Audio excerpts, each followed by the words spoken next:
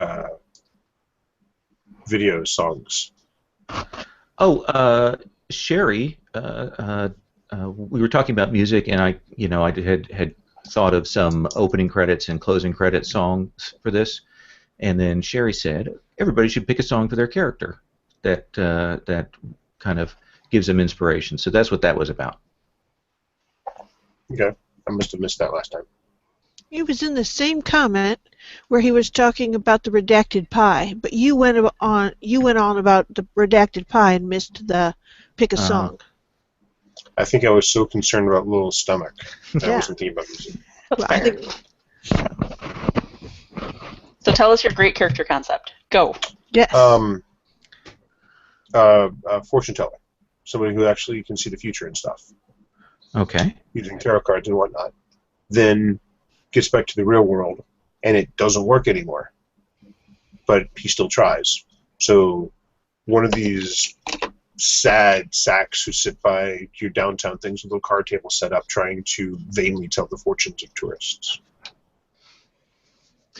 So, as a kid, as a child, you were a fortune teller?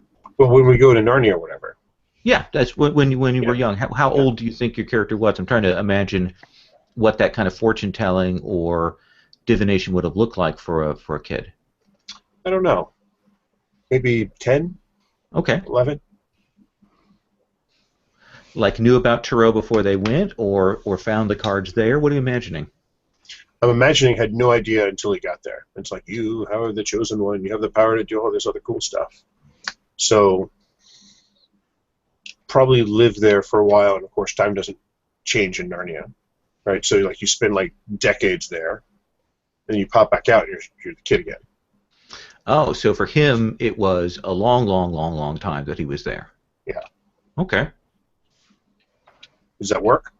Sure, sure.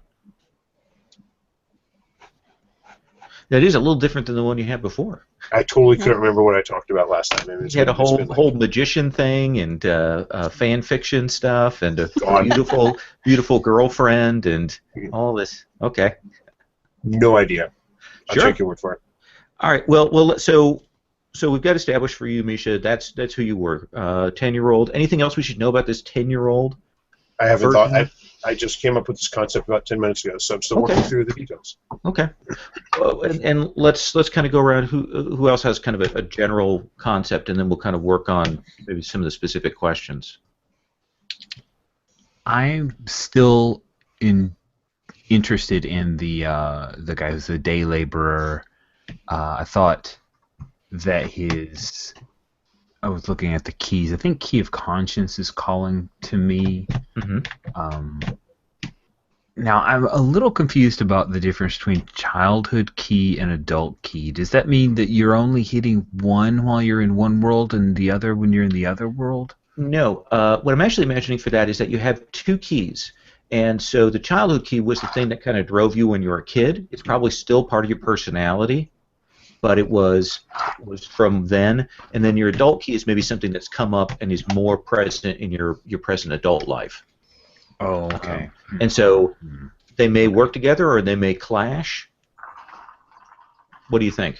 Well, here's how help me shape whether it's adult or childhood. I like Sure. Key of Conscience, and one of the reasons that I see him as an adult not able to hold a steady job is that he already started off in an area that's slightly impoverished, and he's a bit of a right fighter. Like, you shouldn't treat that person that way. Oh, well, you're fired.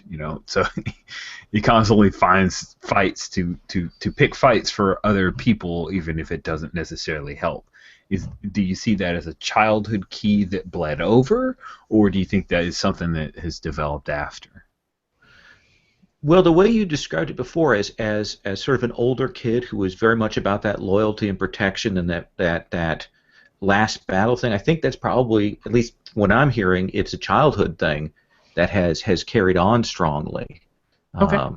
Cool. And Yeah, I can see either way, so I just want to know what your no, that sounds like the kid thing, especially because it's one of those feelings that's kind of unformed and I mean, not unformed, but like kids have those kind of absolute feelings, and usually they lose those.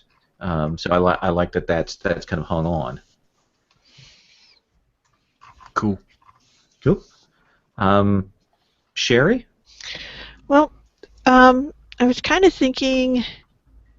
Let's see here. I know my character is Charlie Erdős, and essentially she was kind of a Wall Street wonderkin for a while. You know, came out of the good schools with a good education, but sort of no background, no how do you say, none of the usual wealthy family backing that goes with that stuff, but got up there through her capability. She was just really good at predicting what was going on. And then it all went terribly wrong. So that's kind of the character concept for the adult person.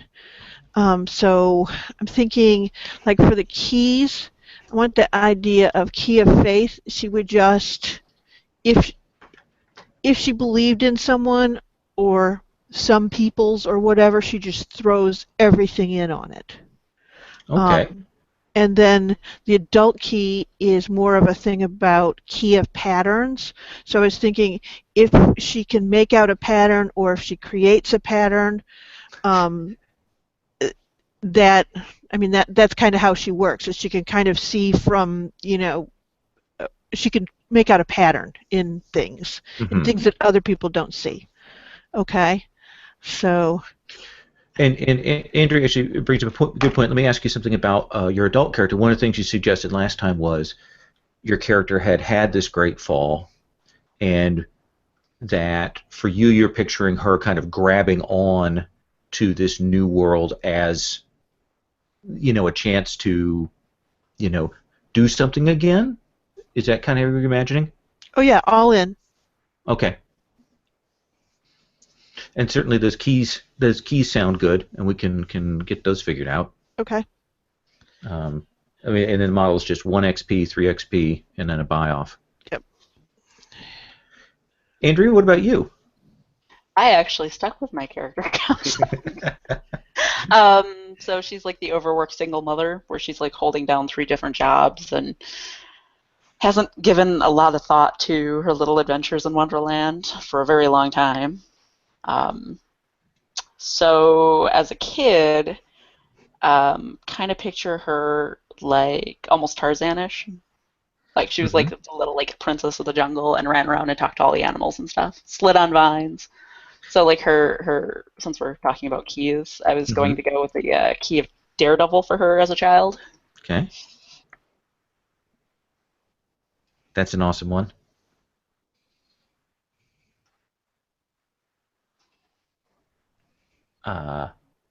And do you have a sense of what's the contrasting adult thing you might want? Well, I was kind of leaning towards key of, I think it's the Guardian, where she's all about protecting one of the other PCs, because something about them, and I don't know which PC it is yet, but it'll be fun to figure out which one. But something about them reminds her of her daughter, so she gets like weirdly protective. Let me ask about the daughter, because how old were you thinking? I keep forgetting. I've asked this like 3 times, and I keep forgetting. I don't know what's wrong with my brain. Sure. How long has it been since our little adventures in Wonderland or Narnia? That's up to you to decide. Because I was thinking she actually got pregnant when she was probably like 16. So the kids. Is that why she stopped going over? Yeah. Because Okay. that was like sudden like thrust of like now it's time to adult. So and she kind of had kind of a rough time there with her terrible parents and things, but because parents are terrible, which is why she's like 3 jobs. So yeah, that was totally why she stopped going over. But Okay. so the kids, that's what I was initially trying to get to. I was trying to remember your original question. So the kids like probably like maybe 6, 7-ish. Okay. Like the age of the kid behind me at the Deadpool showing. Okay. Yeah, kind of like that, kicking the seats. And Yeah. I don't understand. I cannot believe that those parents need to be kicked themselves.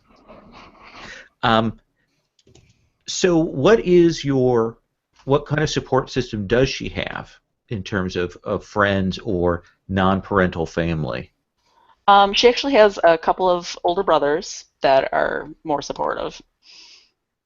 And then there's like like I picture one of her jobs is there's like this adorable like little old like 95-year-old lady who lives next door to her. So one of her part-time jobs is more like this woman could probably do it herself, maybe with a little bit of difficulty, but she basically took pity on my character and like has her come in and like clean and do laundry and that kind of thing. Okay, I like that. All right, so Misha, let me come back to you um, on things. So, 10 years old, found the fortune telling in there, and for you, time passed in a long way. So it's a long study. Sure. Okay. And how old now? How many years has it been since you were in there? Probably 15, 20 maybe. Ooh, that's a long time. Okay. I don't know. How old is everybody else? Ish. Well, so Andrea is probably more like 7 or 8 years. Okay. Because she was 16. Mm-hmm. Right. No. I figure this kid was a little younger when he went through. Okay. So I'm just trying to play a little bit of catch up, I guess, with the age.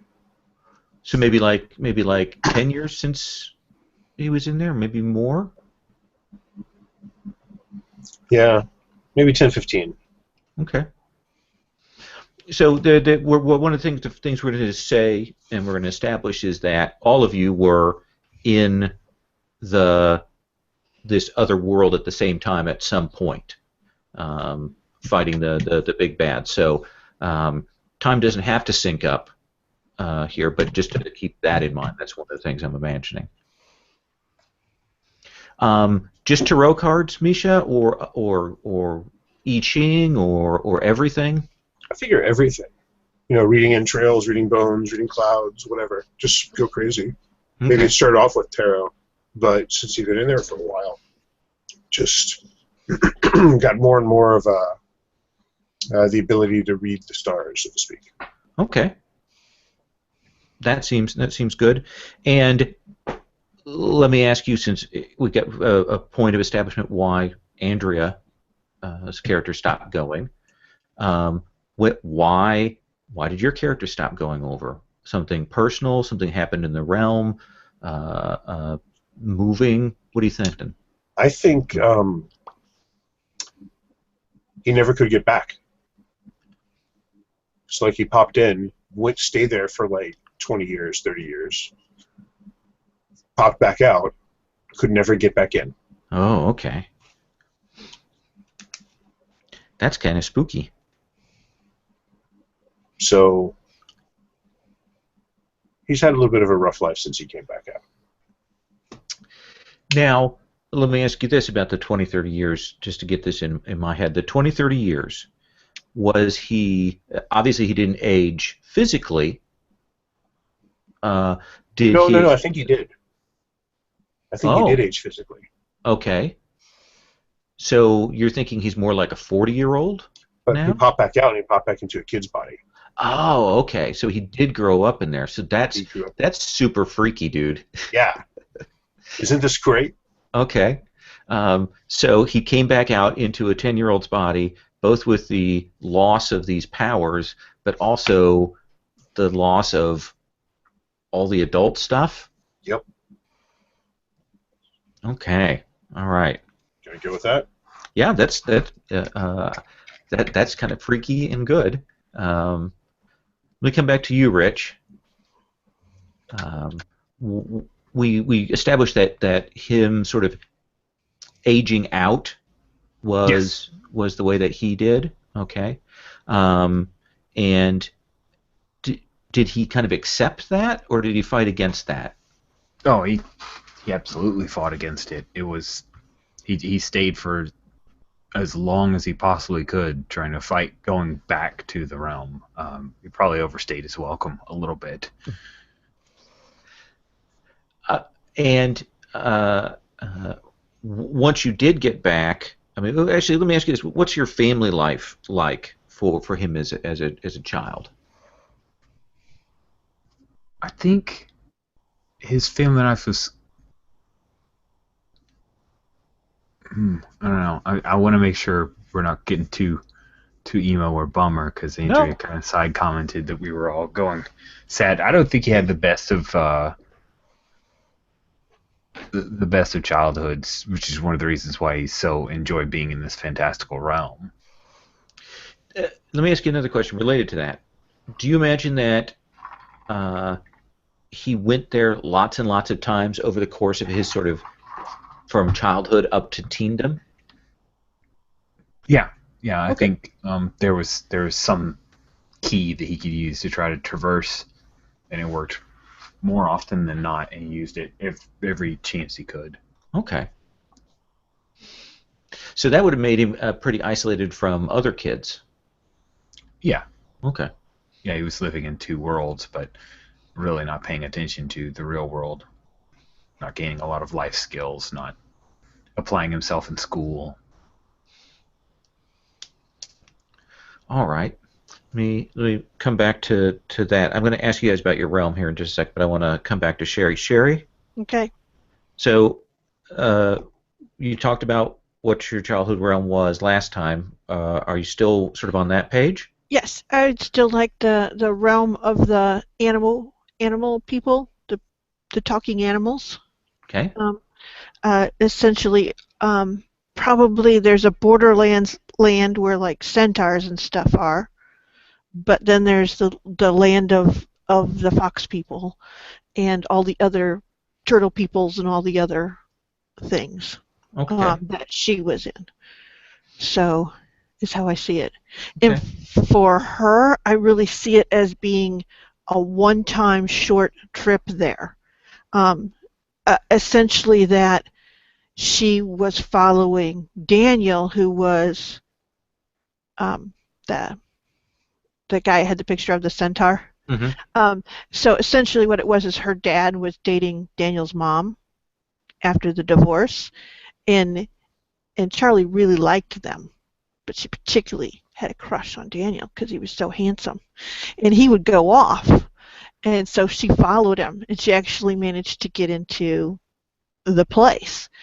But she couldn't follow him all the way because he moved so fast, so she got turned around and she ended up, kind of going down along the river and meeting up with the fox people.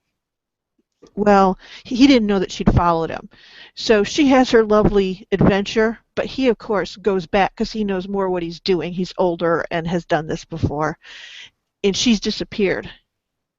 And they don't know where she is. And she's gone for a day, 2 days, a week, 2 weeks. It's a complete panic. I mean, they have people searching and everything.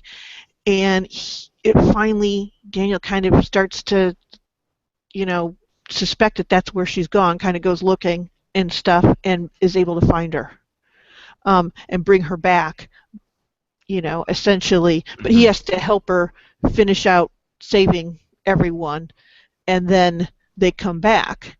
Well, of course, everyone's glad to see her and everything, but she can't precisely say what's happened, and because Daniel brings her back, her dad thinks he had something to do with it.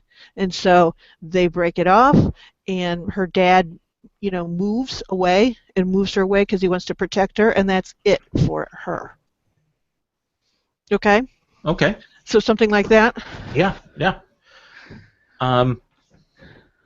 So probably during that time when Daniel came to rescue you was probably the time that the battle against the big evil that we're going to come up with later Exactly. came about. Okay. Yeah, so slide me into that timeline there. Okay. Yeah, that's all going to be super fluid. Okay. Sounds good. Flexible. Andrea, let me ask you, what was this realm like? This place. I heard a jungle and a princess of a jungle. Well, sort of a princess. She called herself a princess because Okay. she was like the only human there, so who was going to stop her? um, but it was a lot of so like when you picture like Disney's Tarzan, like Hmm. swinging on treetops and hanging from vines and playing with monkeys and that kind of thing. Okay. Um, Tell me about the animals there. Are we talking animals that you could communicate with? Are we talking anthropomorphic? Are we talking a mix? What are you imagining there? Just regular animals, Okay. but she could communicate with them. Okay. Like there's a sort of I called it wild song because I don't know what else to call it, but basically a common animal language Hmm. because Disney's Tarzan. Fair enough. Um, do you have a name for the realm? Did I think about that? Let's see. Hmm. Apparently not. I just made a bunch of notes without actually naming it. Um. Hmm. I'll have to come back to you on that because I don't Okay, want to be sure. super cliche. No, absolutely. Um, jungle, classic jungle animals, or Yeah, that. Okay, so the lions and tigers, and apes and all of that. Okay. and at least Uh, one bear because that's what I picture. right, exactly. Um, but more Disneyfied or actual dangers present there Oh, too. absolutely dangerous. Okay. It's sort of Disney's Tarzan meets the Lost World. Okay. Oh, so were there dinosaurs too? No, there weren't dinosaurs. Oh, But that see? general sense of, like, because obviously she had to have a tree for it. Right. So that general sense of, there's dangerous stuff out there. That sort of Swiss Family Robinson imagining of being able to survive in a crazy Yeah. place. Okay. Yeah. Misha, let me come to you. Um, we've got this place that you were in for a very long time and you grew up in and you had these fortune telling powers. Um, and there's something about the place, this realm that you were in, that I mean, all of these are connected, but the particular place that you were in obviously had something that was odd about the way that time worked, or something that you had this kind of experience. What are you imagining? Any details that are hitting your head? The thing that's hitting my head at this exact moment is something like um, canyons that have been carved out over eons by wind. So I'm going to say like the wily Roadrunner, like South American desert, but Okay. probably not exactly like that. More rounded, more organic, but still rock that has been carved away by wind Okay. over millennia. And I probably can find a really cool picture if I start looking at National Geographic, but I'm not going down that hole just yet. Okay. And what kind of people there? Who did you learn from, or were there no people? Were you learning from something else? Ooh, I didn't even think about that. My first thought was something like from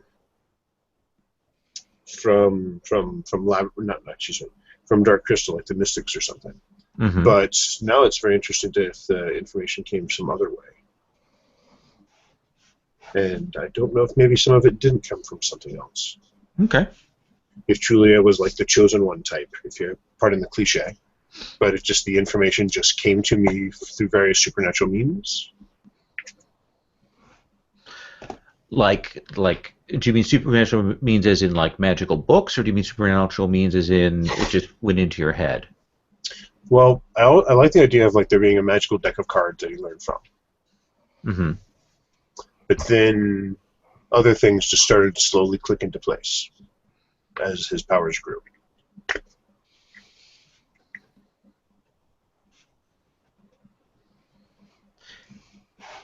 And what did you do with those powers in that world? I fought the big bad, of course. But other than that, I mean, what was, or was it all a build up to that?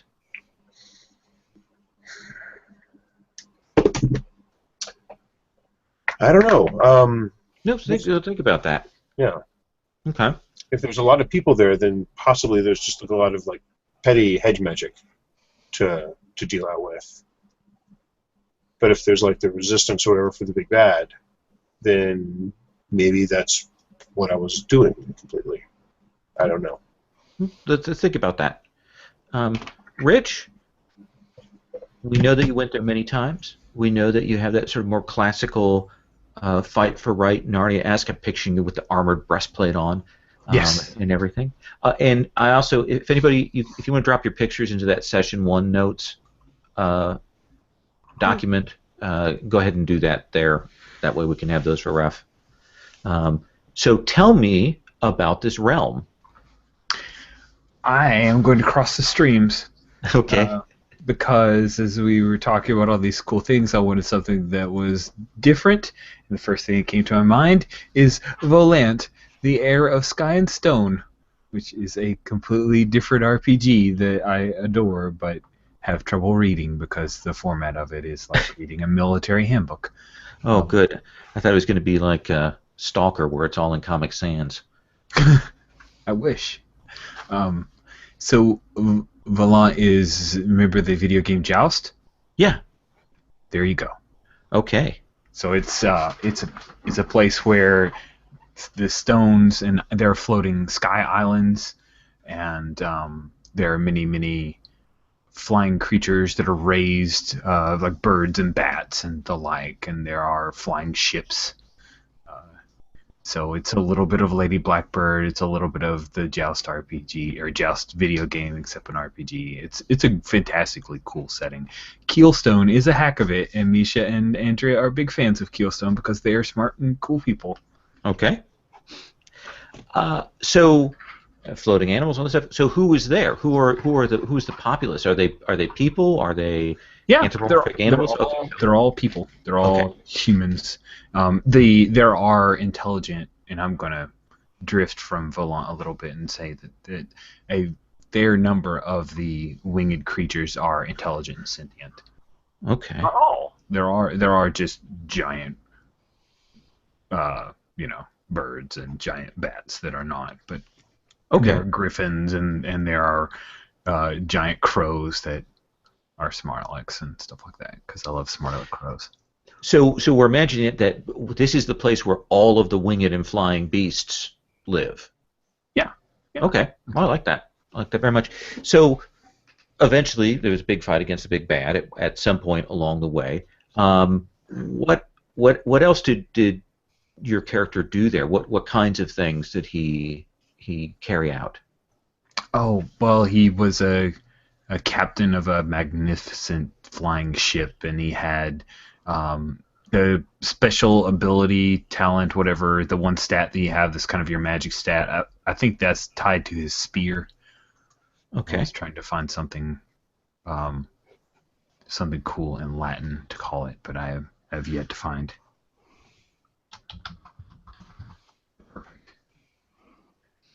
All right, I like that. Do you have a name you want to call this? Do you want to just call it Volant, or do you have another name you want to apply to this?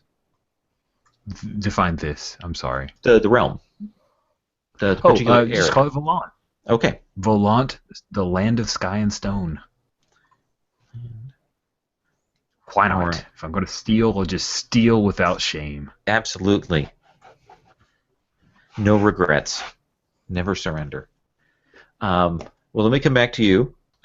Sherry, we know that there are fox pirates.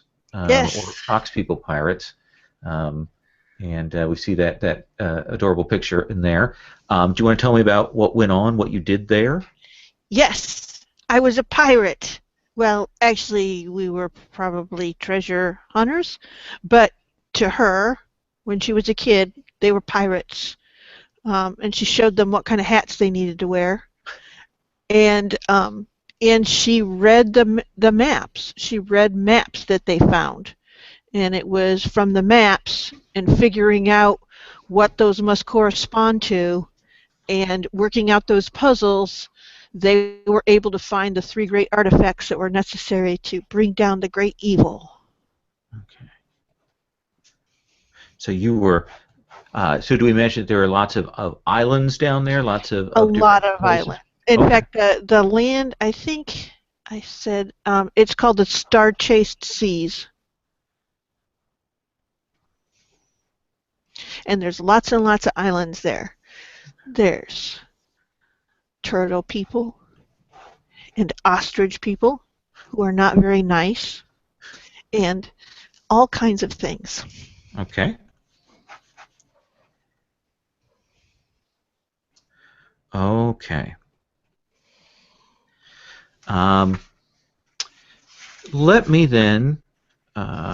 We have a decent sense of generally who you are and what these places are.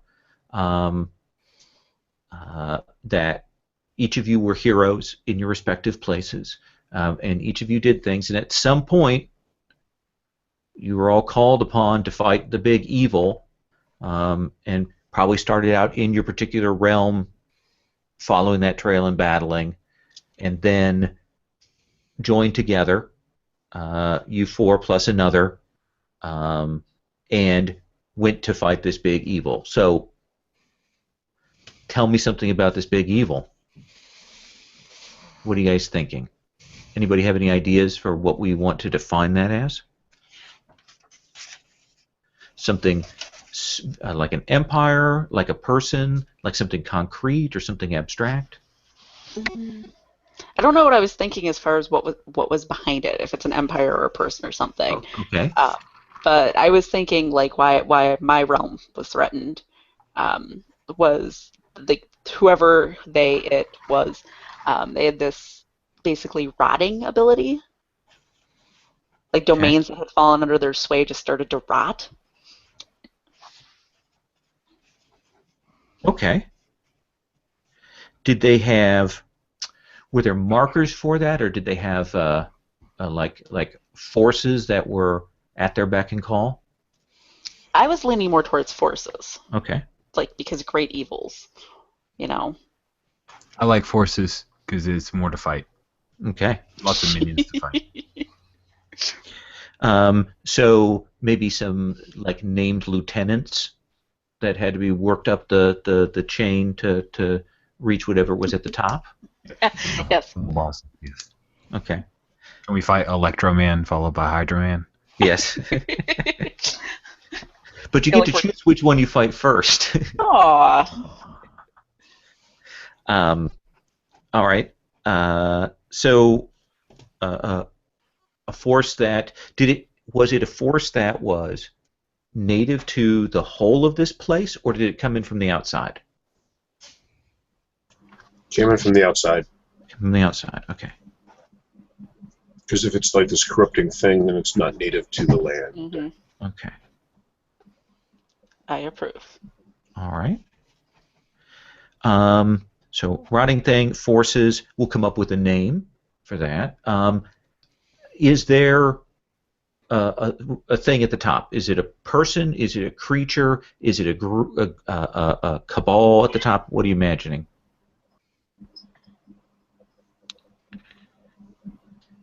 I like cabals. I also like not knowing. I like it being sense of evil. So you defeated it, whatever it was, and you saw some sort of personification for it, but you're not sure what it was? Or it could be a figurehead. Okay. We defeated the figurehead, but not the root evil. Or So we like- were able to close the door on them from coming in more. Ooh. I like And then that. we just had to clean it up. But there may Yeah. be other doors or other keys. I like that. I like But that we a lot. cleaned up the one where they were coming in. Very There was a- Ghostbusters. I approve. There was a door in the sky. Oh, it's tasty. That's why you could see it. That's why it could affect all of us. Okay.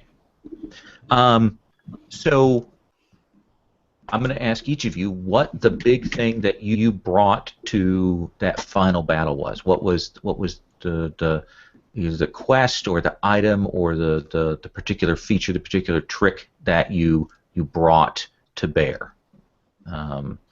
Andrea? Well, you mentioned path. your princess. Well, Yeah. what did she go on a different quest? Did she find something in the jungle? Did she bring I knowledge? think, yeah, I think she actually had like an item that allowed her to um, basically fight the corruption of the land. So I'm picturing like a staff, like she went into the center of it, like thrust the staff down into the ground, and then nature sort of started spreading back out and fighting off the corruption.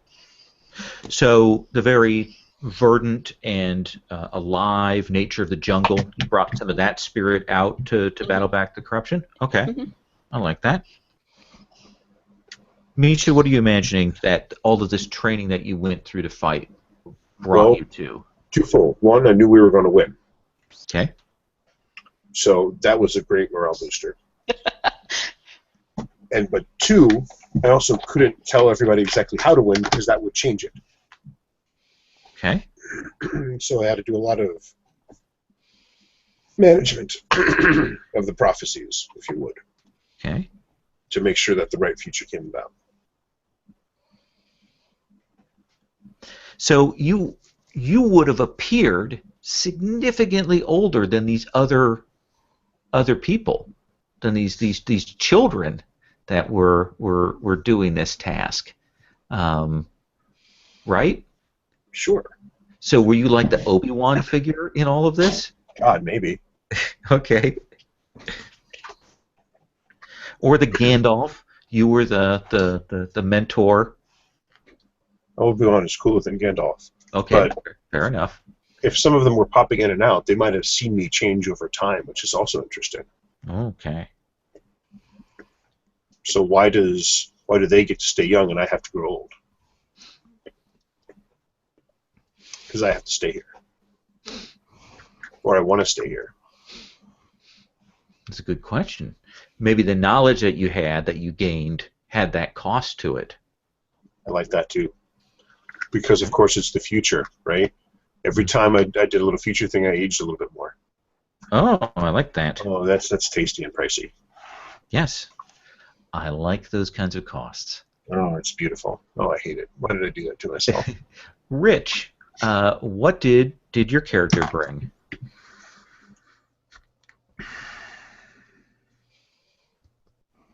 Well, I see Ignacio as being very. He's kind of the fightery type, so maybe he brought a small army to the fight. Is that cool Sure. enough? Did he bring? He like brought the eagles? Yes, Kind of he thing? brought the Volanti Armada. Sounds much more impressive than it actually is, but Everybody names loves are the important. bombs. So maybe that there were various factions and houses among the Volanti, and you were able to bring them together so that Yes. Crow would fight alongside Griffin, would fight alongside Bat, where they hadn't before. Yes, and there was a killer Queen soundtrack in the background. Okay. Flying through. Dive! Right? Okay. It was the hardest getting Brian Blessed to show up, but Yeah. He'll save every one of us. Ignacio! Ah! I had a friend Savior of the Volanti. in a Call of Cthulhu game who ran someone who was a spirit medium, but her thing was that all she did was channel Queen lyrics from the future, and she would use those as divination things. It was Funny. a very strange game. Did you ever read Good Omens? No, I haven't. And that's all that I will say about that. All right, fair enough. Sherry, Yes. what did your character bring? We made the star key. We reforged the star key.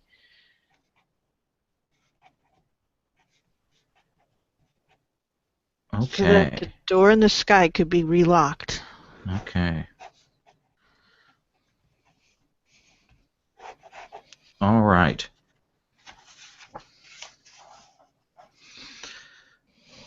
All right. So I heard some people have names, right? Mm-hmm. Okay. How big is the star key, Sherry? The star key, let's see here. It was Well, it depended. Okay. All right. It was like if you didn't look at it, it would fit in your hand. But if you looked at it, then it was huge. Okay. So when you handled it, you had to keep your eyes away from it. And when we found the pieces were very big, and we had to get a hold of them, and then all of us look away and move it. So Okay. it was a very childlike riddle. All right. Sherry, what is your character's name? Well, Charlene, but she hates it, so she's called Charlie. Charlie. Charlie. Okay. And what's her last name? Erdish, Can you spell that for me? Erdos. I wouldn't have spelled it that way. But now I know who you took that from. So Yes. okay. All right. Charlene Erdish. All right. Erdos, whichever. Erdish. I'm sure she hears it Erdos a lot of the time. Mm-hmm. Andrea, what about you? Kind of the opposite of Sherry. So Okay. when she was a kid, she hated her name, so she went by Dee. But now that she's like an adult, she goes by Audrey, which is her proper name, Okay. and her last name is Burke. Burke. Awesome. Misha, have a name? You're muted. Muted. Not entirely sure. I think as an adult, he probably goes by something like the Raven. Okay. Wait, as an adult? Oh, Yeah. because he's a fortune teller. That's right. Right. He's kind of lives a sad, pitiful, near homeless life. But I'm not positive about that yet. So come back to me on names. Okay. All right. And Something definitely kind of corny, but not bad. okay, the Raven. The And Raven. Rich, what's your character's name? Ignacio. And in Volant, he was known as Ignacio. And his last name? His last name is Munoz. Ignacio is a very hard name for birds to say, so the fact that they said it was a great sign of respect. Very cool. All Oh, right. you're my herald. You have to be my herald. That's it. Well, let's actually look at the concrete, crunchy stuff. Have you guys played around with the numbers or anything on their character sheets? Yep. Okay. Do you have any questions about those stat numbers? Let's see, run through them real quick. Okay, so it's tough, which is essentially the more physical, forceful approach, and there's swift, which is physical, sort of a quick, dexterous reflexes.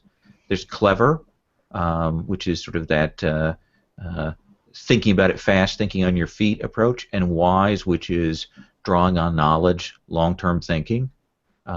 There's charming, which is kind of the soft charisma, pleasant and drawing people in, versus fierce, which is a sort of presence and intimidation kind of leadership mode. Okay. And then we have points to spread around is essentially it. Yes? Yes. You have... We don't have points, we have stat blocks. Stat box, yes. We have stat blocks. Okay. So you have a +2, you have a 2 plus 1s, 2 plus 0s, and a -1. I hate the -1. I know. Well, can you talk about childhood key versus adult key? I think I know what I want, but I Sure. just want to make sure my expectations are where you're going. Sure. Imagine that the childhood key is a personality trait or a drive that was present in your childhood that probably still has, it either is still present or it still has some resonance or echoes for you. And then your adult key is something that's come as you grew older. Okay. They can be complementary, they can be oppositional, however you want to consider that.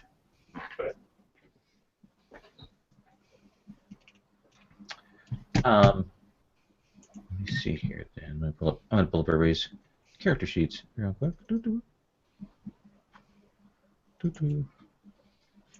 Oh, multiple tabs.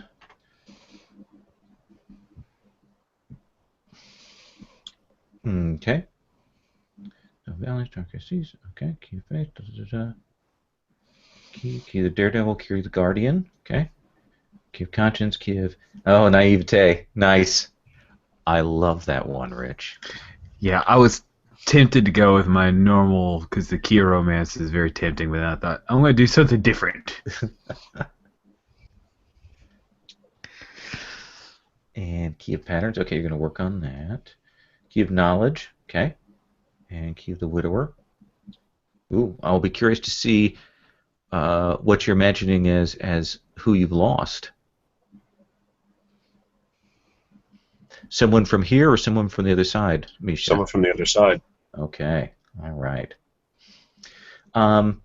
Let me talk a little bit about advances. Those are very open-ended. You get 3 of them to start. The easiest one is obviously I just want a stat boost, and you raise one of the stats by 1. But it can be magical stuff, or it can be a new move. There are examples throughout there. Does anybody have any questions or what you're thinking about? These are ones that you don't have to define right now. You could define them in play if you want to come up with something. Does that seem okay? Yes. Okay, all right. So let me come to, in the order that I've got, Sherry, what are you going to call your trait, your talent stat, the last stat? Oh, the Awaken? Awaken? Okay. Is that what it's called? You have No, Awaken no. on there. I have, that's a placeholder. That Oh, last stat on those sheets is for whatever you want to call your talent or skill or the thing that you were, best at in the most abstract way. Seeker. Okay, Seeker sounds good. It's got a nice general sound to it, and so you can do that. Rich, what are you thinking? I think that his stat is the magic of his spear, which is known as Tempest. All right. Cool. I like that. Andrea? Wild Song. All right, and that's sort of the jungle, the communication, or do you want that more as the sort of the general survival in the jungle kind of thing, the knowing the jungle? Well, because I'm kind of visioning it like so. The jungle is alive in its own right. Mm-hmm. Like it represents like a deity, like Gaia or something. So it's kind of being attuned to both the animals in the jungle and the jungle itself. Okay. I have no idea if that made sense. No, that's perfect. Awesome. It should be fairly general, so that's good. And Misha, what are you imagining? Futuremancy. Okay. Soothsaying is probably sexier, but I kind of like Futuremancy. Okay. Is that what he calls it to people today? It's probably soothsaying. Okay. All right. Then let me ask a couple of concrete questions about some things. Or do you have a question, Sherry? No questions. Okay. Thank you. So we get the names of the realms. We've established who you were, childhood, present day. So let me ask you concretely, where are you now? What kind of place, what kind of life, what kind of city are you in now in your adult life? Andrea? So let's pick the biggest crap hole I know, Detroit. Okay. Ooh. Yeah. That's beautiful.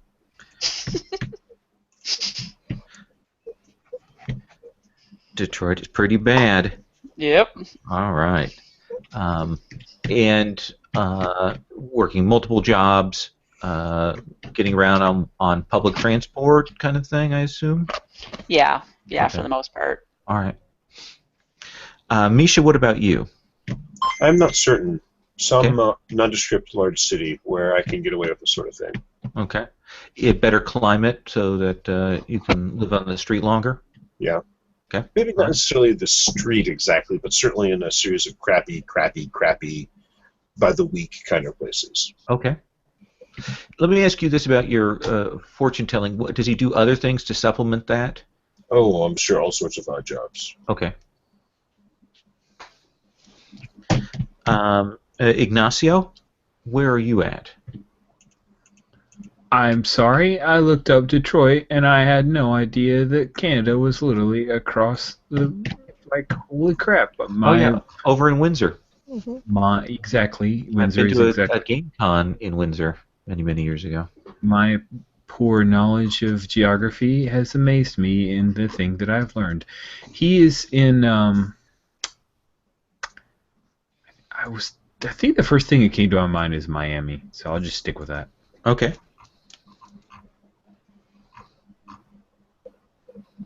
Did you see Deadpool, Rich, yet? Not yet. There's a Jacksonville joke in it. There's a Jacksonville joke, a running Jacksonville joke in the Ash vs. the Evil Dead show. Oh, that is weird. There's a Jacksonville joke in Deadpool. God, I want to see Deadpool so bad. But I had the misfortune of Carrie, my wife, saying, "Yeah, I want to go too," which means I'll never get to see it. You can just leave your boy at home and go. No. But there was a moment there. Sherry, where is Charlie at? Well, Charlie was in New York since she was on Wall Street before her fiancé embezzled a bunch of money and stuck her with it, with the fallout. But then, before she could do much about it, she had to leave because her father was very ill, and so she went back to Madison to be there with him on his deathbed. Okay. And that's where she's at, in Madison, with her father recently dead and not sure how to go back and clean things up. All right. So one of the other things you're going to want to think about, we're using a real abstract bond system, which is essentially that there's something that you have that you're connected to in your life, either a person or a thing or an idea that you put down as a bond. You can burn that to get a boost, and you can establish other bonds through play. So for a moment, I thought you were had a picture of Jason Mantzoukas in there, but Who? What? The Jason Mantzoukas, the comedian who is on How Did This Get Made? Never mind. That is a wild picture, though, sir. Me? Yes. Glad you approve. Okay. Does anybody have any mechanical questions? Anything we should talk about in the system or in what we're going to be doing before we get rolling? I think I'm good. We're going to be filling in a lot of stuff as we go along. And it is 2d6 on everything as you would expect. Can somebody do me a favor and bring up Dice Stream? Because it is not currently in my thing. Thank you. Just so I have it in my app and I don't Get lose that it. fail out of the way.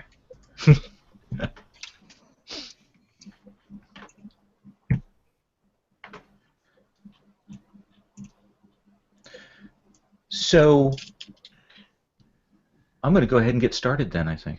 Now, do we Yes. need to establish anything? Because you said something that there was another one of us, and I put forward Daniel because I'm bossy person. Does anyone have any objection to that character as the strange fifth of the group? No, but I do have an objection to Sherry calling herself bossy. If You're the first person ever.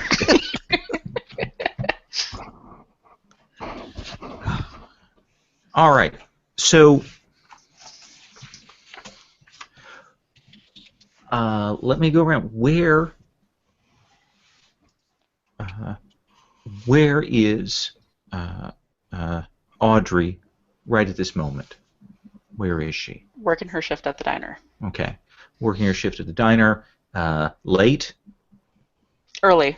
She Early. opens. Okay. So open up. That morning crowd. You've got those tables of the old guys that come in and they make it as a regular thing. They get grumpy if they don't get their proper place, if they aren't taking care of a chair, and they tip like ass. Okay. Yeah, and they go through like 10 pots of coffee. Absolutely, they are. When you have to hit on their days, it is 10 times the work for half the tips. Mm-hmm. And so you're working along, and what is this smell? What is the smell that you associate with the jungle?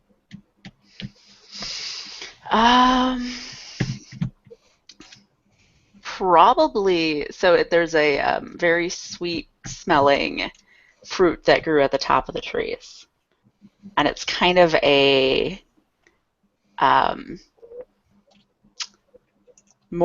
going to use words that aren't usually associated with scent, but in my brain it makes sense. Okay. So it's like an orange, but it's kind of it's a darker, more velvety orange. Mm-hmm. And strong. Is it sweet, or is it that more sort of orange peel acidy? It's sweeter. Okay. So you are there, and you're getting the next pot of decaf out, doing that pour from the last black that's in the pot into the other one to fill around. When that smell will absolutely overwhelm you. You will smell it. I mean, just so strong. I mean, like it washes over you. What's her reaction? Totally drops the coffee pot she was filling. Okay. Metal or glass? Glass, of course. Okay. It's glass. So shatters. You'll hear the from the other part of the diner as the old people go crazy. Good coworkers or bad coworkers? The manager is a real piece of work, but the other ladies are sympathetic because he's a pig. All right, so there's the woman, Ruth, who's been there for years and years, and she'll come over and she'll go, you okay? You okay? Yeah, it just slipped. I'm fine. Oh, I'll go get a broom then. Okay. Thank you. Okay. And the thing is, you can still smell it. Totally gonna smell the coffee pot I was pouring out of. See if that's where it's coming from. No, I mean now the coffee kind of cuts through it a little, but it takes a while for that kind of to dissipate. It certainly hangs in your nostrils for a bit. I think she's probably going to subtly try to figure out where it's coming from, because it's got to be like someone's perfume or something. Okay. Why don't you go ahead and make a discover roll for me? What do you want to use? You think that's clever or wise for you? Oh boy. Probably wise, because she's assuming it's coming from, like, one of the old guys' cologne or something. Okay. So that's a 7. So, you will kind of get irritation from people around you as you're kind of moving through. People are holding up their checks, and it's clearly coming from back past the kitchen. I mean, as you kind of walk to the swinging door, you kind of step open that, and you'll get a strong whiff of it there. Okay. Interest is kind of piqued. Yeah, I'll be with you in a minute. I'm gonna follow it. Okay. And you will follow it back, and you see the walk-in freezer, Mm-hmm. and the door is cracked, and that smell is just radiating out from that. Timidly open it. Okay, and you can see that the back of the freezer. I mean, the light is kind of flickered, so it's a little bit out, and you can see the shelves with the frost and the ice cream and the generic packs there, and the butter and all that stuff. But at the back, there's kind of a weird darkness, like a kind of verdant something back there. She does that thing where she turns, and you can totally see it on her face where she's thinking, I should shut the freezer door and walk away. But instead, since there's nobody necessarily telling her shut the freezer door and walk away, except the voice in the back of her head, she steps into the freezer. And when the door shuts, that's when the floor falls away. Oh God! Oh no! So, Misha, we'll come to you. Where is the Raven right now? Very likely crashing on somebody's couch for like that one extra day. Okay. Overstaying is welcome. Just like one extra day, not two. Just one. Just one. Are they out of the house already? Are you alone in the house, or are they still sleeping? What are we talking? Yeah, they got to go to work at like normal hours. Normal like regular hours, right? But like I don't got to go break down boxes until like 2. So I can do whatever I want. You thinking about going and panhandling, or going and busking a little bit, or is this a day that you just want to be on the couch until there's a whole box of Cheerios that needs to be eaten, you know? Oh yeah. And I mean, like I don't gotta get. They don't even need boxes broken down until like 2, you know. And then the after dinner crowd, you know, like 6 maybe, but there's like the Cartoon Network here, man. Oh yeah. Cheerios. They've got milk. Milk and Cheerios. Yeah, it's all kind of crazy stuff here. Wow. Okay? You're able to snarf that down. I get like a wooden spoon, you know, because I can't find the silverware drawer. Mm-hmm. And it's a 1-floor little place that they've got. You know, there are houses that are like 5 feet away from it on the other side with a little fence. The sidewalk next to it, maybe a garage out back, kind of thing. And as you're sitting there, you will notice that the TV signal is really bad, and it's digital, you know. So normally when the digital stuff, it just cuts out, but you're actually getting like some static in the back of what's on the Cartoon Network right now. Powerpuff or My Little Ponies. My Little Ponies. Okay, yeah, and it's good stuff. It's like wherever there's like black, like the lines and places, that's where you've seen the static in the image there on the My Little Pony. Change the channel. Okay. Angry. All right. And you'll flip through. Each time you do, the signal will resolve itself, and then after a bit, it starts to do that fade. This is really harshing my mellow, man. Mm-hmm. I guess I get up to go thump the TV. Okay. That's what you're supposed to do, right? When there's wavy lines on it, you thump it. Mm-hmm. Big flat panel. There's nothing. Why don't you make an act roll for me here? That's 2d6. Yeah. Because everything's 2d6. Mm-hmm. What do you want to add? Is it tough, or are you kind of trying to be smart about it? I don't think I'm trying to be any particular way about this. Okay. Maybe clever? Okay. I don't know, because that's what you do with broken TVs. You be clever at them. Okay. Kind of smack it around. By hitting it. Sure. 2d6 plus clever. There you go. Oh yeah. Um, it'll come fading back, and uh, it'll settle back into My Little Pony, and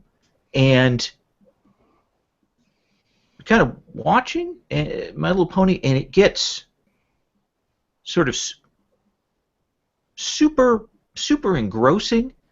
Like now you're not getting the artifacting, but you're getting it's like super detailed for you. Like HD. Like HD, but more like you've got some kind of 3D headset on. You know, you see the ponies walking in front of the other ponies, and you're like, maybe wondering if you shouldn't have taken that extra hit last night. I like look in the Cheerio bowl, Okay. like just to make sure there's like nothing in there besides Cheerios. Just looks like that sort of beige milk that you sometimes get there. Poke at it a little bit, make sure they're just Cheerios. Okay. And you'll look up from the Cheerio bowl, and you will see this howling canyon on the TV. Like my Howling Canyon? Like, but not the same. And you'll hear that wind kind of rushing around it. Totally drop the Cheerio bowl onto the rug. Okay. Boom, ding, ding. Corel goes flying. Milk splatters. Turn up the volume. See if I can see around the edges. Yeah, it's really it's very three-dimensional. I want to have like a tiny little bit of hope on my face, right? And just like touch the screen. Okay. Kind of touch it, and there is that moment when you touch it, and then your hand kind of freezes, and you think you hear, "Gotcha," and then you're yanked in. Rich. Yes. So where is Ignacio right now? Ignacio has been working on a 4-day job with a construction crew. He's trying to work his way into the team, but really they've got him doing gopher jobs and just doing the thing where they lay out they pour out the concrete, and he's at the rake, and he's just kind of raking it back and forth. It is like 90-degree weather. He's pulled off his shirt, and there's cars just zooming by because this is a section of the highway that they're expanding. And there is that thing on those highways when you're doing that some of the drivers, they cut close. Yeah. They cut super close. You know, Oh, yeah. Are there semis that go down here as well? Of course. Yeah, Oh, the kind of stuff that buffets you back from the wind. Yeah. And sometimes they're catching on the stones and they're kicking that up at you. Yeah. Then I have to smooth that out again.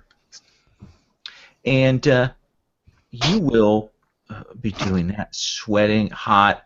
How big is the crew besides yourself? There's about a dozen of us. Okay. You're doing that, and there'll be that moment where, like, a shadow passes over you. I need flight paths. I'll glance up. Kind Always look of up. look up against. You got that super heat shimmer in the air, and you realize that you're actually seeing. You don't often see this kind of thing, but there are some predator birds that live down the Florida area. Big winged ones. They're usually at nature preserves and things like that. Not herons or things, but big things. And there are like 3 of them circling. Predator's not carrion birds, right? Well, no, well, how much does he know about birds? A crap ton. Okay, so yeah, they actually look like predator birds, big wing. They've got that sort of sharp musculature to them, but they're the way the light is and the heat, all you're seeing is the silhouette of them as they circle. Cool. Ignacio pulls a kerchief out of his back pocket. He's just got his jeans on. He pulled his shirt off a while ago. It's an old like limey yellow, or a mellow yellow shirt where he cut off all the sleeves, and he stripped that off, and so he takes his little kerchief and he kind of props himself up on the little rake and looks up, and he's mopping his brow. This is the most interesting thing that's happened all day. And they clearly descend a little because they get a little bigger, and then they get a little bigger, and then they get much bigger, and you can actually hear them, and you realize now that they're kind of made of some kind of black metal, and as they start going, you see them start to descend, and they will start to swoop, and you realize that they must be about like a wingspan of about 20 feet, and they are coming down at you. Oh. Okay. I'll go ahead and pull up that rake, and if I need to, I'll break off the tip, because predator birds in that kind of position are dangerous. Okay. So let's have you make a sort of avoid harm check. Okay. Act. Okay. All right. This seems like a tough thing. Sure. We're trying to be fast about it. Trying to. I'm trying to be swift. And Okay. Move out of the way if need be. I don't plan on trying to fight 3 predator birds. I want And as you start moving, everyone else is kind of looking at you like, "What are you doing?" Go ahead and make that act roll for me here. Watch out! That's a 10. That's a 10. They come swooping past you, and it almost sounds like one of the semis as they come past. They swoop past you, kind of hit at them, swoop past, and you'll realize at the same time, at the corner of your eye, that there is a semi that is kind of cut off the side and is coming at you as well. What? Okay. Man, totally gonna run through my concrete. Yeah. Hear that? I mean, the tire goes in, it's kicking up the gravel. You see the other guys are getting out of the way, and it is bearing down on you. Is anybody else in the way that hasn't seen it?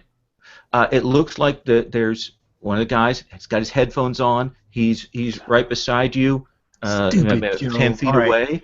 I snag him in his stupid like mesh trucker hat, wearing headphone moron guy. And I'll grab him out of the way because I'm not gonna let him get run over. All right. You grab onto him, let's say, and kind of pull him back, and let me have you make another act roll here. Okay. Am I being swift here? Sounds or- like it. Okay, just making sure. Sure. I don't want to spam it. That is less as good as an 8.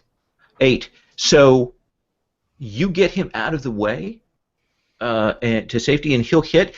And as you're kind of holding on to him, you see him kind of look up, and very clearly he can now see those birds, and he kind of opens his mouth.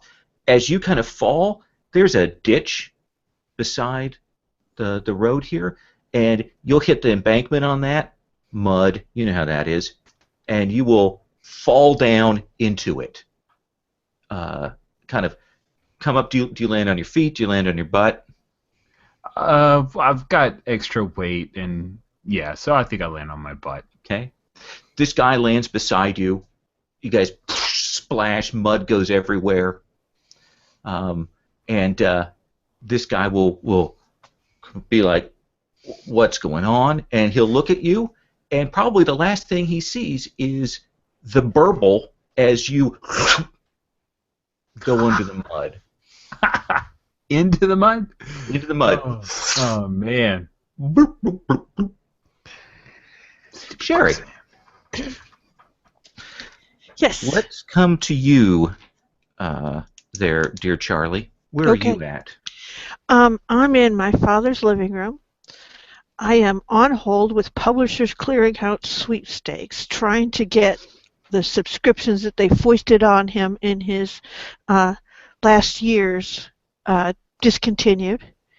And I'm essentially going through the pile of lottery tickets that he has and seeing if any of them hit numbers. Just because he had like drawers and drawers full of these things. So she's looking them up. Is there a lot of canceling of old subscriptions and things? There's a ton of it. It's like in his last years, he got in on every get-rich-quick scheme. I mean, the man's a mathematician. He was a math professor. But last year's was all get-rich-quick schemes. That was why he had the clearinghouse stuff. He had lottery tickets, everything you could think of. He was, in for $1. Let me tell you that you've been in this house and it's quiet, kind of spookily quiet. You're used to living in New York. Here, you're just hearing the house, the rumble of the fridge, the sound of the computer, just those things. Otherwise, empty and quiet. But then you'll hear a kind of a scrabbling off from, is that the porch door, side door? Okay. I guess I'll go and take a look. Okay. I have the phone with me. All right. Kind of dirty 4-panel glass in the thing there. Kind of look hard to see, but maybe down below you can just make out that there's some kind of motion, like there's some kind of animal outside the door. Okay. All right. Well, I guess I'll take a look to see what it is. So I'll open the inside door. Okay. And you will see, clawing at the screen, is a fox. And you can see that there's blood on its fur. And it's kind of limping, and it's clawing at the screen. Oh, it's a fox? Yeah. I open the door. I'm like, oh, hey. And then I like start to think about it, like that maybe I should call someone, but the first thing she does is she opens the door because it's a fox. Yeah. It will come in, and it's clearly hurt, and it will kind of come over to you and put itself against your leg. I'll be like, I'll get a towel. Just and she sort of like doesn't know what she's supposed to do all of a sudden because it's a wild animal, but she's like, and she's like looking around for some cloth or something that she can use. Okay, not a problem. It's obviously going to be towels and things here in the let's say it's a kitchen with the porch door off of that, and you'll be able to pick that up and kind of stop its bleeding. Okay. And it was, let's say it was evening out, so I mean, you kind of saw it in the porch light. You've got it here, and it'll kind of clearly kind of its breath, rather than being that sort of panting of a badly injured animal, will kind of ease down, the panic kind of ending in it. Okay. And I'll be like, as you do that, you'll hear that, when you open a screen door, you've got that tube, that hydraulic tube. Yep. Because you didn't close the inside door. No, because there was a fox there and it was hurt. And you'll hear that door open behind you. And I look over. If you will turn your attention to the Session 1 notes, this is what you see.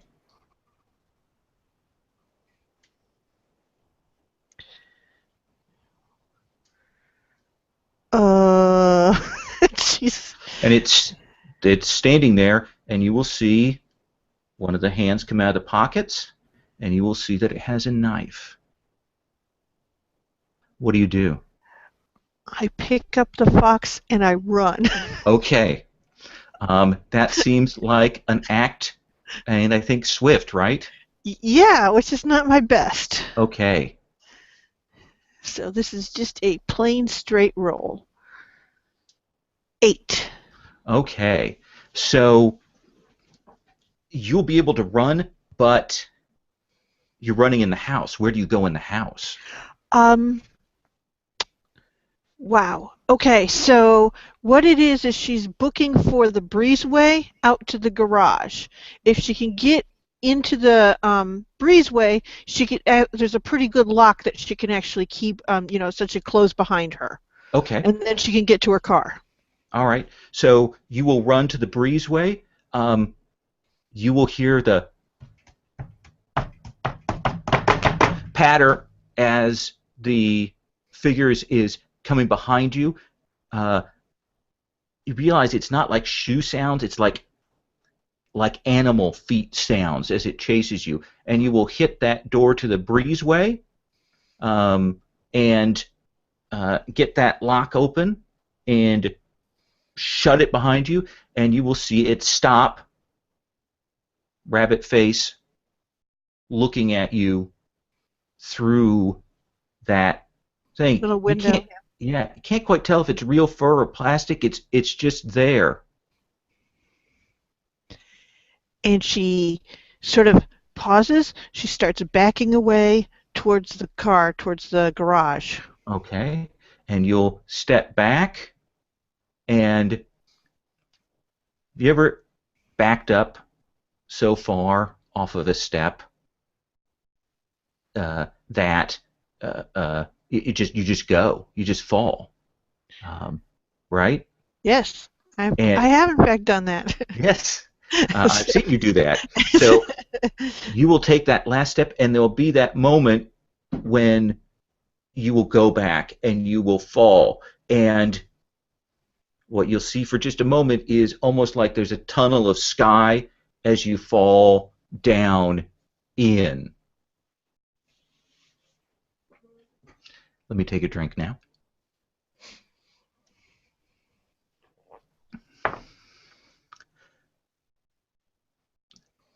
There, all of you have fallen or dropped or been grabbed or something. There's that motion that you kind of come out of, and you will kind of not exactly wake up, but the moment will pass, and the motion stops, the transition stops, and you'll realize that you are in a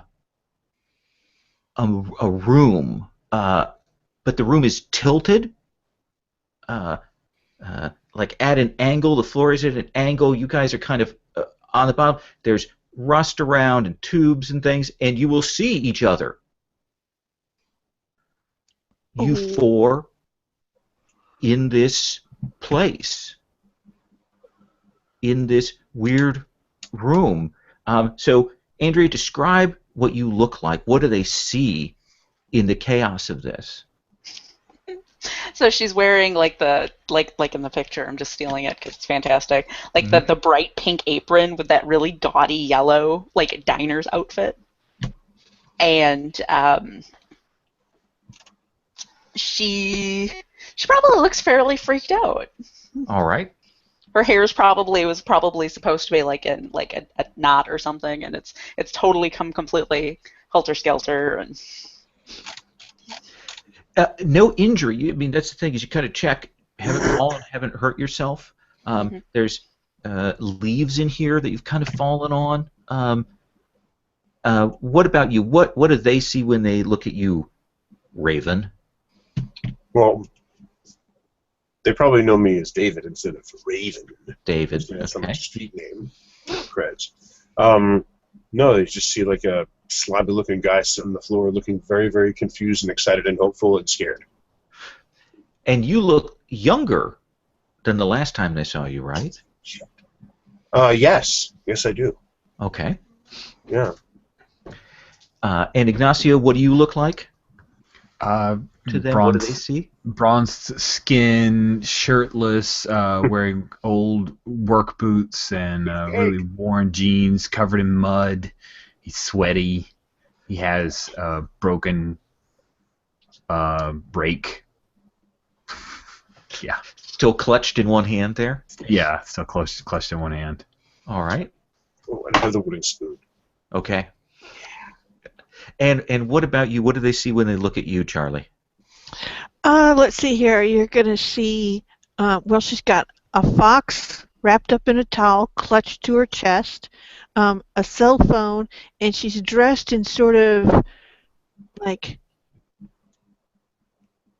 nice lounge clothes, like Donna Karan, jersey knit clothing.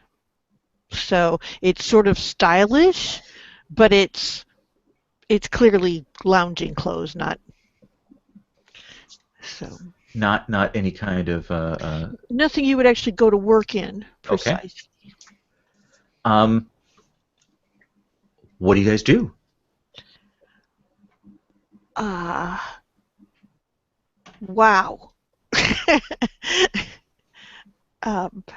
And she sort of looks around. Is there anything to orientation and like that orients us to where we are? So do a quick glance around.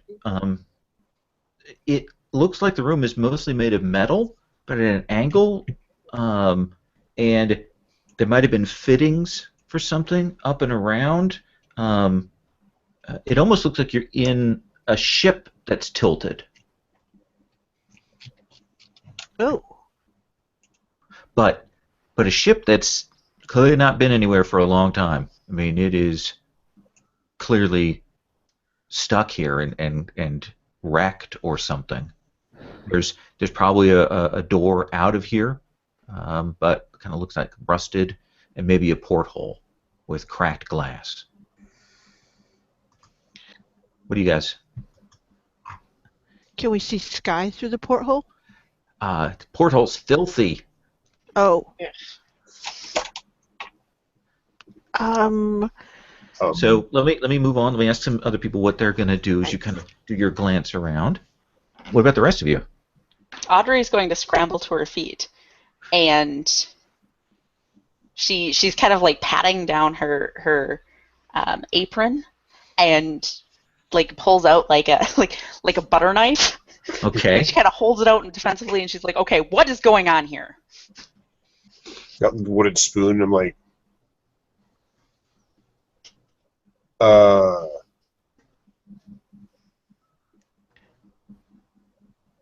D? So I got chased here by a big rabbit with a knife. I fell into a TV. Walk-in freezer that didn't have a floor. Quicksand mud. Oh man, we're back. I mean, Holy shit. Are we? Against the Unless rules. this is someplace else. you guys have a back that you were. And then she just kind of looks at everyone. Like, is there a chance that we would recognize each other, Lowell? Are you David's kid? No, man, it's me. It's David. No. No. So whether you recognize each other certainly David up to was you as old. players. David was wizard old. Yeah, you were decrepit before, dude. But I guess magic. Charlie? Yeah. Wait. Oh, man. And she goes, you were like the bird guy, right? After Daniel, you were the cutest. After... Yes. That's me.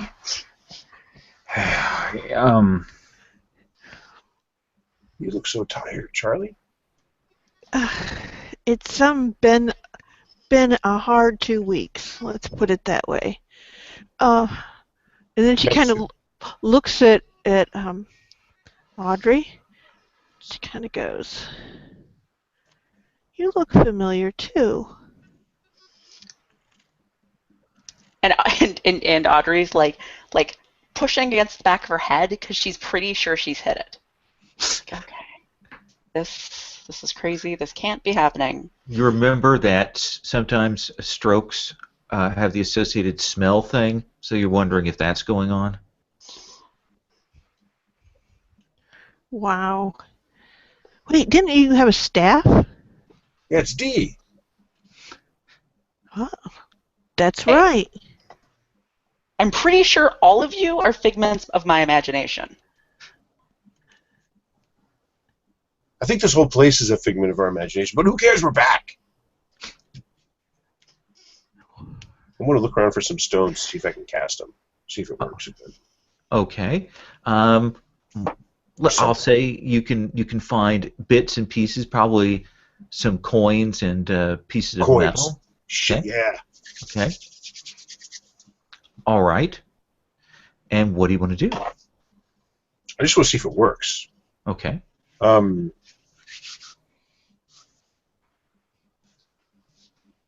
Will it rain today? Okay. You know, just... Why don't you roll futurology? Yeah, shit, yeah. I think it's at plus nothing, right? Yep. Bam! It fails all over the place. The coins hit and they kind of land just disorderly, badly. They probably one rolls off and falls onto the floor. Yeah, Davey would have pulled that off.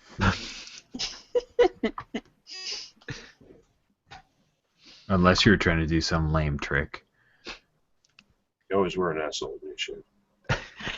Why don't we go look around? I mean, that would establish whether we're figments of your imagination or not, right?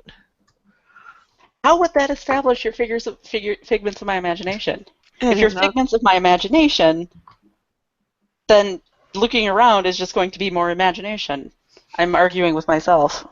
You are. It's okay. Maybe a little fresh air would help. Here, I'm going to see if I can open the door. Can you hold the fox? She No, I'll hands hand you. the fox. It's wrapped in a towel. It's kind of sleeping.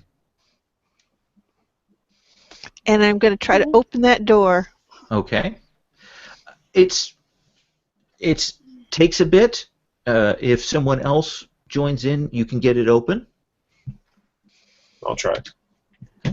Go over, kind of pull on it, get that open. It'll come open, and you'll actually get light coming in then. Ooh, what kind? Looks like daylight kind of streaming in, and you realize that as you kind of peek out, you're beyond this. It's like a torn section of ship, and it looks like this is just maybe the front third of a ship that's just sort of jammed in the ground and kind of broken. Yikes. Like what kind of ship? Like a pirate ship, aircraft carrier?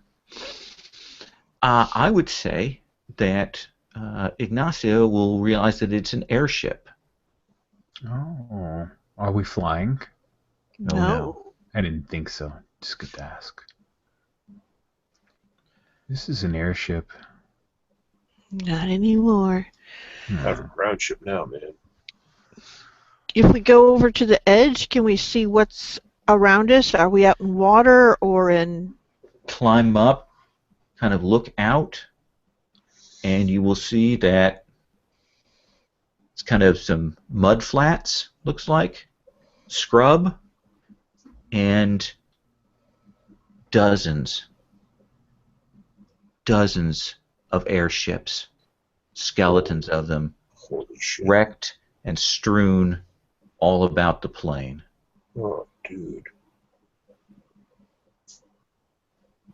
Oh. And you'll also see what looks like down below, that maybe about 30 feet down, and in the lee of another one of these ships, it looks like there's a little campsite down there, little tent. little campfire. So Ignacio, they're climbing up and out. What are you and Dee doing? Dee, are you all right? Still pretty sure this is a hallucination, but you know what? I'm gonna go with it. We should find you some new clothes. That really doesn't. You've aged well, but that's not your color. At No offense. least I have clothes.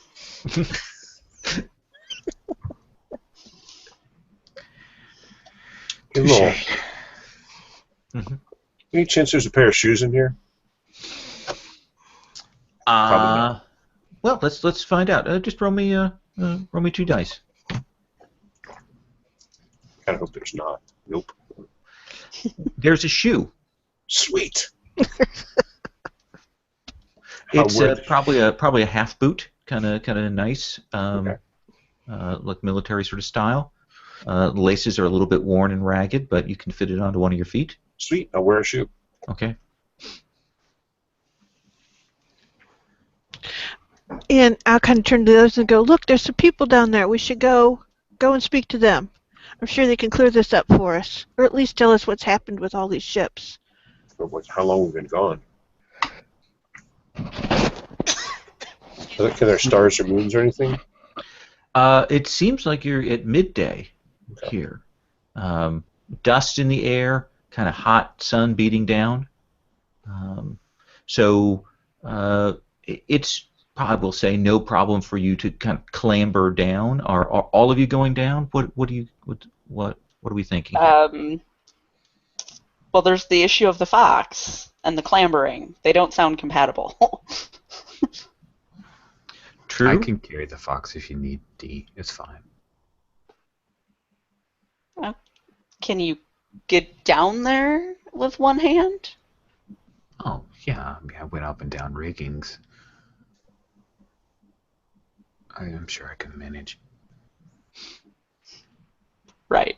There's like a little like Audrey thought bubble of why am I imagining him half naked? And then like little devil Audrey is like, you know why?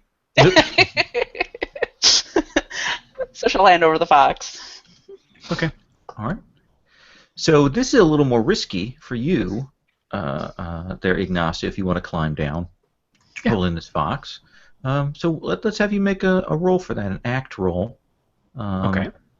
That seems like again, you mentioned the rigging, so it does seem like a kind of coordination thing. So go ahead and use Swift.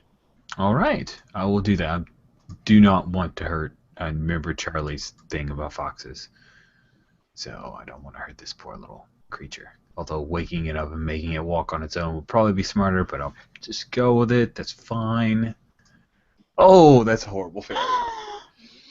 So you will go to climb down, and the others are kind of clambering down. They've got both hands to do this, and there is that moment where you grab on, and the section that you've grabbed onto gives. It will just give completely, and you'll hear that thing, and the sound. Imagine this rusted metal will just as it creaks, and that sound carries everywhere. Great. And there'll be that bit as you kind of slide down, and you'll feel that cut across your hand as the jagged metal bites into it. So your hand is bleeding, but you still got to hold the fox because that's your first thought. Yes. Okay, and your rake will fall past you. It's way gone. Okay, and it will shook itself in the mud down below, but you'll also hit. And the other three of you were kind of coming down. Ignacio went down faster, so he's the first on the ground. And you're muted.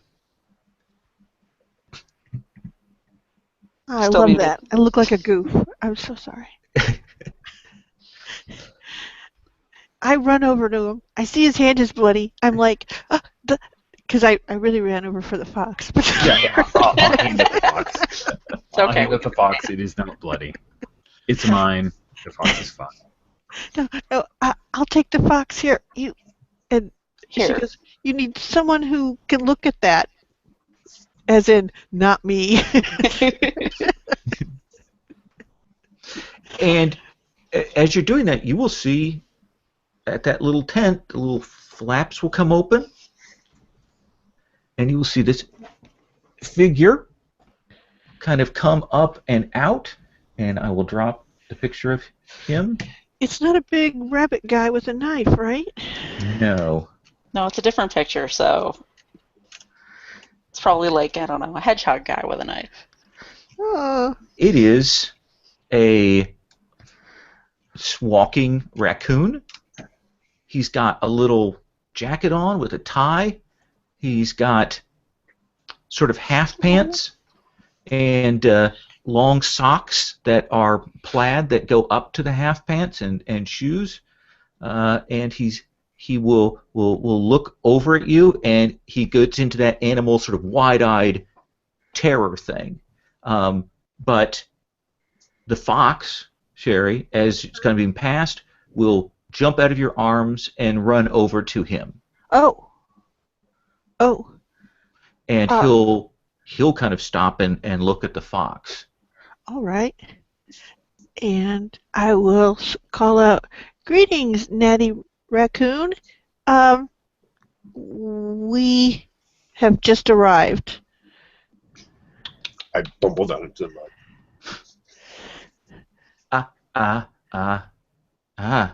So, and he kind of looks down at the fox, and he's like, oh dear. Well, at least, and he looks down again at the fox and he goes, at least one of you came back. All right. So you're the heroes, right? Yes, absolutely. Good. If someone asks you if you're a god, you say yes. Audrey rolls her eyes. He will walk over to you. He's about 3.5, 4 feet tall. You can see that he's using a cane. He's lame, clearly, in one of his legs, and he will say, I am so sorry to come and get you. So sorry. But you were the only people we could turn to. What's happened? The children, the heroes, they fell. What? They fell. We have no heroes. And that's what we'll take up in 2 weeks. Ooh, okay. Oh, Nice. come on, dude. It's like not even 10 o'clock. It's 10:30. No, it was perfect timing. It was Yeah. 11:30. That was excellent. Boo. Oh. Oh my. Yay. So I will give everybody, based on the questions, let me go to my little sheet here, pull that up. So, advances, GM, where did I put that? End of session. So, we discovered something about the realm, and you dealt with the hazards of your real-world life, so everybody gets 2 XP. Woohoo! Plus an XP for any failures, like you rolled, Rich. That was mean- quite a failure. Yes, I wrote a failure too. that you did. Yeah. Is that okay, guys? That was great. That was Yeah. lots of fun. And I'll try to get more sort of classic pull things from you on the next session. So I wanted to get things kind of set up here. Mhm. And I'm going to stop the broadcast. Awesome.